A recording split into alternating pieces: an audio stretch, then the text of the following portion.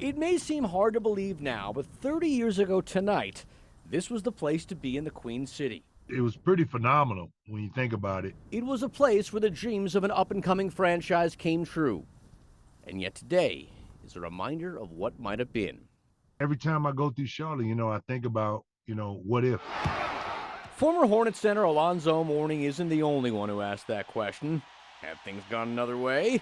Maybe the entire landscape of the NBA changes, and a championship banner or two might even hang from the rafters at the Spectrum Center.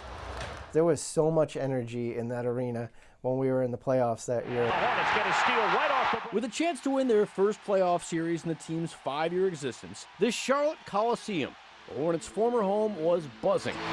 It was Game 4 of a first-round matchup with the Celtics, and while Boston had 16 NBA championships, Charlotte had a 2-1 series lead, as well as a cool factor no title could buy. We had some characteristic guys, myself, LJ, and Zoe, as well as Johnny Newman and Del Curry. And now, with all due respect to the Leprechaun, 3.3 seconds left. This was the Hornets' moment. Boston's got everybody D'd up, but the guy they don't have really D'd up is Alonzo Mourning. 103-102, Boston. It would be a mistake the Celtics would regret. I wasn't planning on shooting the ball coming out of the timeout. I wasn't. But it was instincts that took over. Charlotte out of timeout. The ball ended up in my hands. Mourning, the shot. Through the grace of God, it fell through the net. Game over. Oh, it was amazing. It was a surreal moment for all of us. It's over. I was like the fifth one in on the pile on Alonzo, and I never would go in with the players and anything, but I felt such a connection with that team. It was just a memorable part that I'll never forget. What presence of mind by the rookie. Well, when it went in, I had that feeling that I've arrived. The Hornets move on to the Eastern Conference semifinals. By winning the series, it felt like Charlotte had to. I mean, really. You ask anybody, hey, we're going to win the whole thing.